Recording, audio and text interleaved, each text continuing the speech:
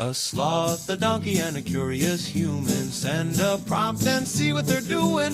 One hits record with a question on his mind. Two brothers pick it up, see what they find. Corn takes his time, Herman's got the facts. Back and forth, they never hold back. My weird prompts, come on in, that's where we begin. My weird prompts, glad you're here. This episode was generated using artificial intelligence. Please verify facts. You know, Corn, this whole show runs on GPU compute, and we wouldn't be here without Modal. Seriously. And that's what powers all our text-to-speech. Everything you're hearing right now. They're an AI infrastructure platform. Developers use them to run GPU workloads in the cloud with zero infrastructure headaches. If you're building anything with AI, check them out. Modal.com. Imagine a global police force with no badge, no gun, and no permanent officers, yet it holds the unique legal power to authorize a world war. That is the paradox of the United Nations Security Council. It is the only body on Earth that can technically tell a sovereign nation, your monopoly on force stops here. It is a massive contradiction, Corn. We live in a world built on the Westphalian system, where the state is supposed to be the ultimate authority within its borders. But the UN Charter essentially carves a hole in that sovereignty. By the way, I should mention, I'm Herman Poppleberry, and today's episode is actually being powered by Google Gemini 1.5 Flash. Well, hopefully Gemini has a better grasp of international law than the average person on Twitter, because this gets dense fast. Daniel sent us a really provocative prompt today. He wrote, "When we talk about the work of the UN Security Council, we must consider what stick the organization has, with which to back its resolutions. If we accept the definition of sovereignty as enjoying the monopoly on force in a territory, does the UN have authority over the world? Can the UN theoretically authorize military action? And if it could, what would it look like? If it is a body which urges diplomacy in all cases, what is its response when diplomacy fails?" Daniel is hitting the nail on the head regarding the central tension of modern geopolitics. We have this stick, but it's a phantom stick in many ways. The Security Council has the legal monopoly on the legitimate use of force globally, but it has no standing army to exercise it. It's like a judge who can pass a sentence but has no police department to make the arrest unless some neighbors volunteered to do it. Right, and that's where the authority part gets fuzzy. If I have the legal right to punch you, but I don't have any arms, do I really have authority? Or am I just making suggestions with a very stern face? We see this play out constantly in Ukraine, in the Middle East. The council meets, they deliberate, they might even pass a resolution, and then, what? If the parties involved just say no, what is the actual mechanism of enforcement? To understand that, we have to look at the hard stick of the UN, which is Chapter 7 of the Charter. Most of what the UN does day to day falls under Chapter 6, which is the Pacific settlement of disputes. That's the urging diplomacy part Daniel mentioned. But Chapter 7 is the heavy weaponry, specifically Article 42. It says that if the Council decides that diplomatic and economic measures are inadequate, it may take such action by air, sea, or land forces as may be necessary to maintain or restore international peace and security. May take such action. That's a very bold sentence for an organization that doesn't own a single tank. I mean, think about the logistics of that. If the UN actually decided to take action by air, whose planes are they? Who is paying for the fuel? Who is liable if a pilot makes a mistake? And the original architects actually intended for the UN to have those tanks. If you look at Article 43, it was supposed to be a requirement that member states sign specific agreements to keep armed forces, assistance, and facilities on standby for the UN at all times. There was even supposed to be a military staff committee, the MSC, made up of the chiefs of staff from the P5, the US, UK, France, China, and Russia to actually command these troops. Wait, so there's a room somewhere in New York where the top generals of the world's superpowers are supposed to sit around a table and plan UN invasions. Is that still a thing, or is it just a dusty closet now? It's more than a closet, but less than a war room. The military staff committee still meets every 2 weeks. But it's largely ceremonial or defunct in a practical sense because those Article 43 agreements were never actually signed. The Cold War kicked off almost immediately after the UN was founded, and the US and the Soviets weren't about to hand over control of their divisions to a committee that included their arch-rivals. Imagine a US general sharing his tactical playbooks with a Soviet general in 1955. It was never going to happen.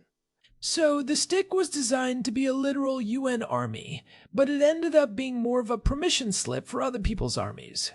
That's a great way to put it. It shifted from a standing army model to a coalition of the willing model.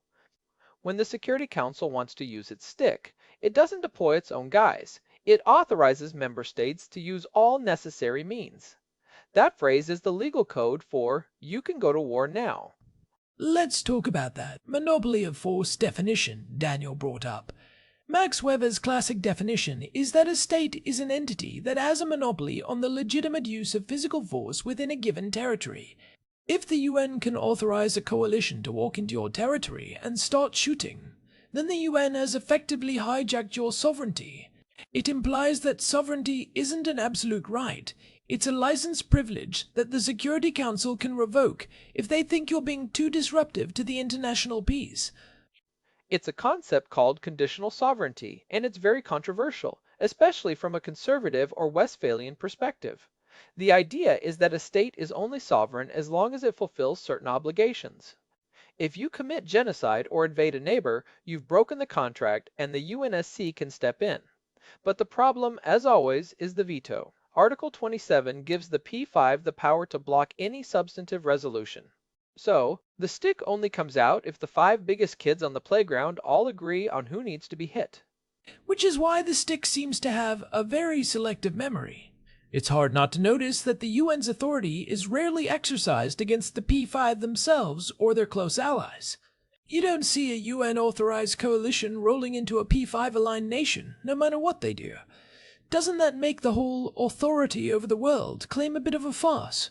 If the rules only apply to the people who can't veto them, it's not a system of law, it's a system of power. It's definitely a great power peace system rather than a universal law system. The UN was designed to prevent World War III, not necessarily to ensure perfect justice in every corner of the globe. The veto was the price for getting the superpowers to join at all. Without the veto, the US or the USSR would never have signed on. They weren't going to let a majority of smaller nations vote them into a war they didn't want. But what about the practical side of failing diplomacy that Daniel asked about? If the P5 are deadlocked, does the world just stop? Is there no plan B when the stick is stuck in the closet because of a veto? Well, there is one workaround that people often forget about. It's called Uniting for Peace, or Resolution 377A. This was created during the Korean War when the Security Council was deadlocked because the Soviets were boycotting the meetings. It allows the General Assembly to step in if the Security Council fails to act because of a veto. They can hold an emergency special session and recommend collective measures, including the use of armed force. Recommend. That's the key word there, right? General Assembly resolutions aren't binding in the same way Security Council ones are. If I recommend you eat your vegetables, and the Security Council orders you to eat your vegetables, those are 2 very different levels of pressure. They carry a lot of moral and political weight, but they don't have the same legal hardstick authority under international law. It's more of a way to provide international legitimacy to states that want to act anyway. It's the UN's version of a vote of no confidence. It says to the world, the Council is broken, but the majority of the planet thinks this action is justified. It feels like the UN is constantly trying to solve the Srebrenica problem. Remember Srebrenica in 1995? You had UN peacekeepers on the ground in these safe areas, but their mandate was peacekeeping, which means they were only allowed to use force in self-defense. They stood by while a massacre happened because they didn't have an enforcement mandate. They were urging diplomacy while the guns were firing. How does the UN bridge that gap now? That failure fundamentally changed the UN's philosophy. It led to the Brahimi Report in 2000, which basically said that neutrality in the face of evil is a failure. It shifted the goal to impartiality, meaning you don't take sides between political factions, but you do take sides between a victim and an aggressor. Peacekeepers now often have robust mandates under Chapter 7 that allow them to use force to protect civilians. But even then, they are using someone else's soldiers. usually from countries like Bangladesh, India, or Rwanda. You rarely see the elite special forces of the P5 wearing blue helmets in the middle of a hot zone. It's a very strange stick. It's outsourced, it's conditional, and it's subject to a five-way veto. Why is it that the countries with the most powerful militaries are the ones least likely to put them under a UN flag? It's a matter of command and control. No superpower wants to put its elite troops under the command of a foreign general who might have a different tactical philosophy or different political goals. If a U.S. Ranger unit is in trouble, the Pentagon wants to be the one making the call on how to extract them, not a UN bureaucrat in New York. This leads to what we call the dual key problem, where a commander has to check with both the UN and their own national government before making a move. It makes the stick incredibly slow and clumsy. And it's also highly dependent on the sanctions gap. Daniel mentioned the soft stick of Article 41 economic sanctions. These can be devastating for a small country like North Korea or a mid-sized one like Iran. But when you try to apply that stick to a major global economy, the blowback on the rest of the world is so high that the political will to enforce them often crumbles. That's a crucial point. If you sanction a tiny island nation, nobody in London or New York feels it.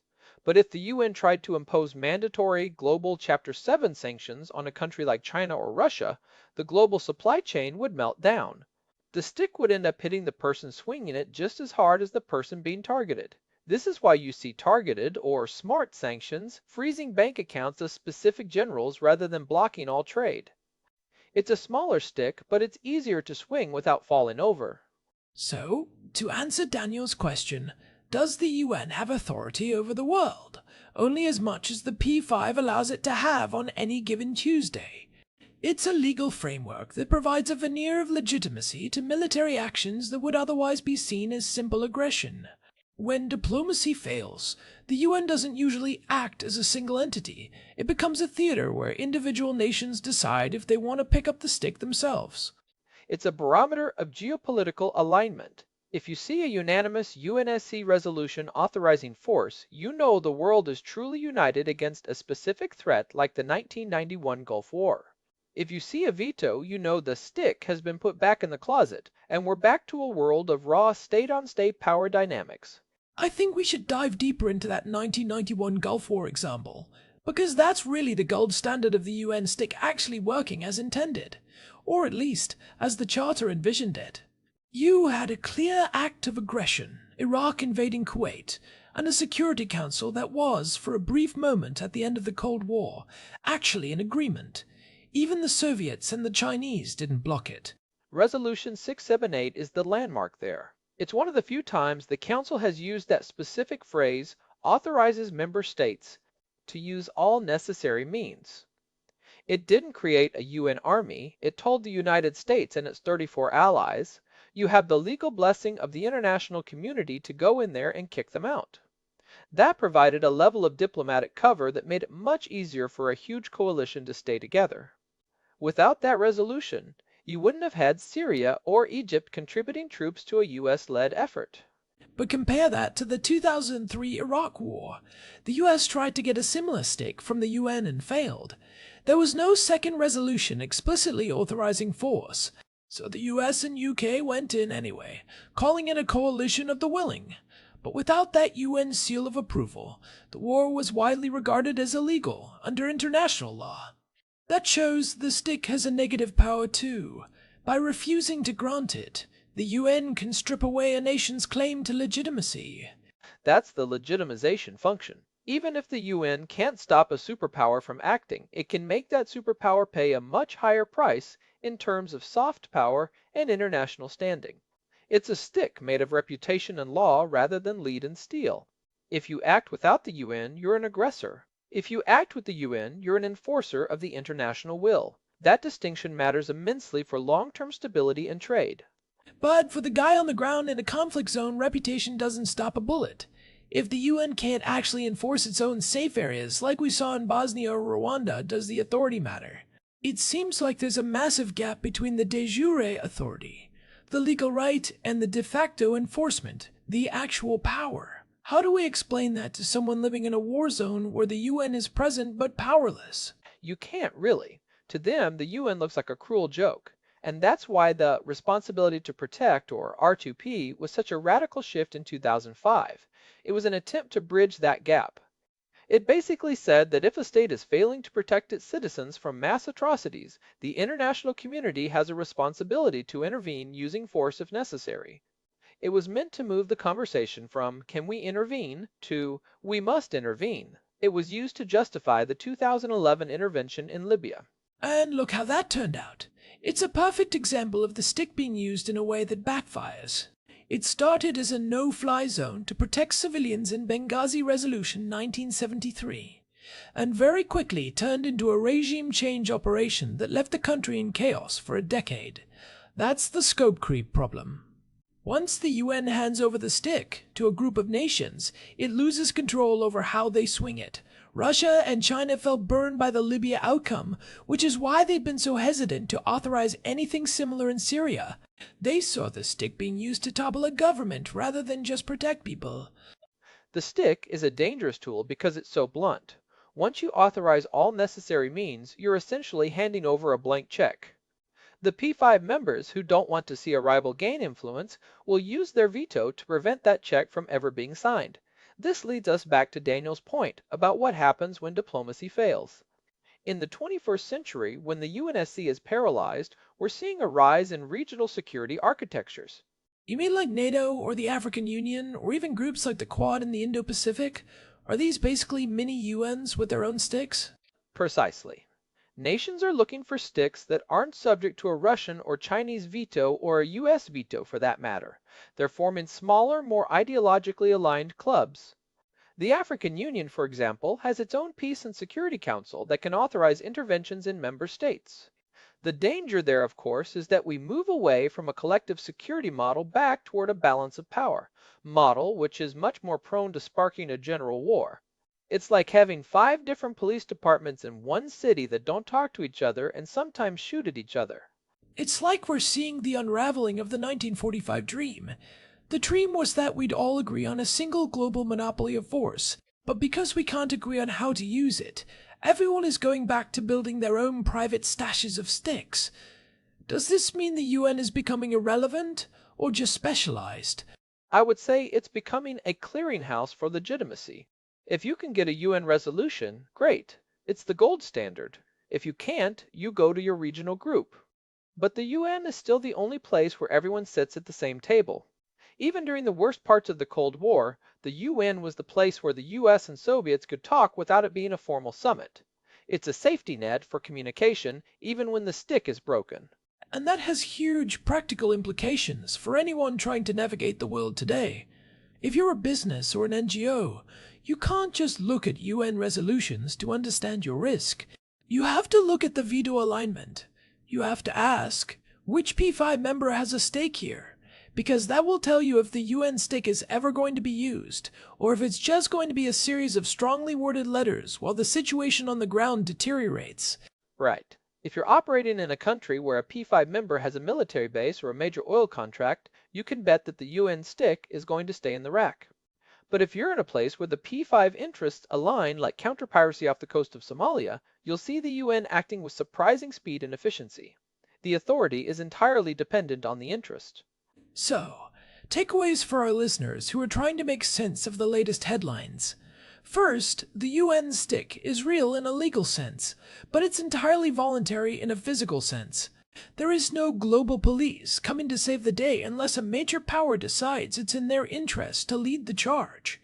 The UN provides the why and the legal how, but the member states provide the what. Second, the veto isn't a bug, it's a feature.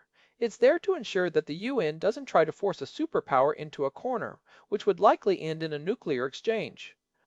The paralysis we see is the system working as designed. It's a safety valve, even if it feels incredibly frustrating and immoral when civilians are dying. It's a system designed for stability, not necessarily for justice. And third, watch the phrasing. When you hear all necessary means, that's the sound of the UN stick being swung. That is a very specific legal trigger. When you hear peacekeeping, that's the sound of the UN trying to stand in the middle and hope everyone stops shooting. They're 2 very different tools with very different levels of effectiveness. Peacekeeping is about maintaining a status quo. Enforcement is about changing it. I think the real question for the next decade is whether the UN can evolve its stick to handle things like cyber warfare or state-sponsored disinformation. Those don't involve air, sea, or land forces in the traditional sense, but they are absolutely threats to the peace. If a country shuts down another country's power grid with a virus, is that an armed attack under Article 51? Does the UN have the authority to authorize a counterhack? That's a fascinating thought. If the UN can't adapt its enforcement to the digital age, it might become as ceremonial as that military staff committee that meets every 2 weeks to talk about an army that doesn't exist. We're still using 1945 rules for a 2024 world. A tank is easy to see and easy to authorize a response against. A line of code is invisible. It's a Westphalian ghost haunting a digital world. We still talk about territorial integrity and monopoly of force within borders, while data and influence flow across those borders like they aren't even there.